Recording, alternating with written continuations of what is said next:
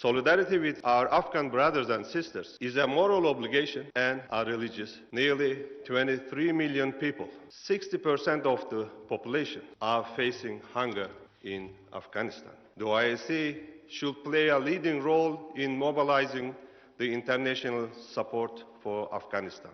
The resolution that we will adopt today should be implemented. First, we should coordinate humanitarian assistance. Let me also thank Pakistan for facilitating the transfer of humanitarian aid. We also support Uzbekistan's effort to make Termes another UN hub for aid, especially to the northern regions. The establishment of a trust fund by the Islamic Development Bank is a step in the right direction. Second, the collapse of the economy must be prevented. Continuing sanctions unfortunately cripple the financial system. Pledge will be meaningless unless this money reaches the Afghans.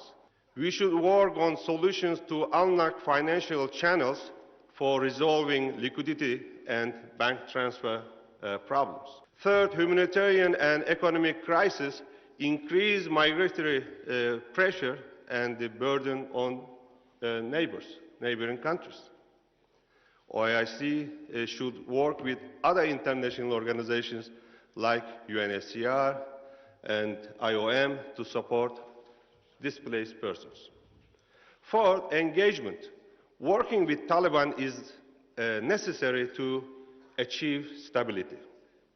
As brothers, we continue to advise the acting government to be inclusive, protect the rights of all, and expand access of women and girls to employment and education.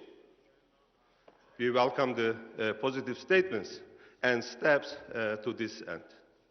This will increase the legitimacy and strength of the government both inside and outside of the country.